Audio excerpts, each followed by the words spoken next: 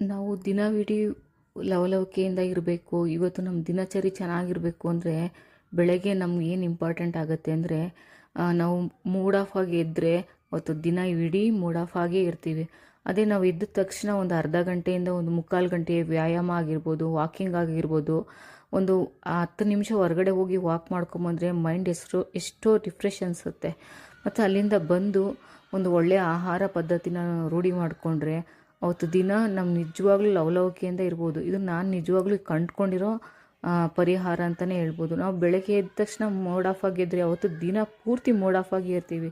ಅದೇ ಬೆಳಗ್ಗೆ ಎದ್ದ ತಕ್ಷಣ ಒಂದು ಅರ್ಧ ಗಂಟೆ ಮುಕ್ಕಾಲು ಗಂಟೆ ವಾಕಿಂಗ್ ಮಾಡ್ಕೊಂಬಂದು ಒಂದು ಆಹಾರ ಪದ್ಧತಿ ಜೀವನದಲ್ಲಿ ಒಂದು ಆಹಾರ ಪದ್ಧತಿನ ಅಳವಡಿಸ್ಕೊಂಬಿಟ್ರೆ ರೋಗ ಅನ್ನೋದು ನಮ್ಮಿಂದನೇ ದೂರನೇ ಹೋಗ್ಬಿಡುತ್ತೆ. ಇದು ನಾನು ಕಂಡುಕೊಂಡಿರೋ ಪರಿಹಾರ. ಈ ಪರಿಹಾರ ನಿಮಗೂ ಇಷ್ಟ ಆದರೆ ಖಂಡಿತ ಕಮೆಂಟ್ ಮಾಡಿ. ಈ ಪದ್ಧತಿನ ನೀವು ಕೂಡ ಜೀವನದಲ್ಲಿ ಅಳವಡಿಸ್ಕೊಳ್ಳಿ ಅಂತ ಹೇಳೋಕ್ಕೆ ಇಷ್ಟಪಡ್ತೀನಿ. ನೆಕ್ಸ್ಟ್ ವಿಡಿಯೋದಲ್ಲಿ ಸಿಗ್ತೀನಿ. Thank you so much. ಹೀಗೆ ನನ್ನ ವಿಡಿಯೋಗೆ ಸಪೋರ್ಟ್ ಮಾಡ್ತಾಯಿರಿ. Thank you.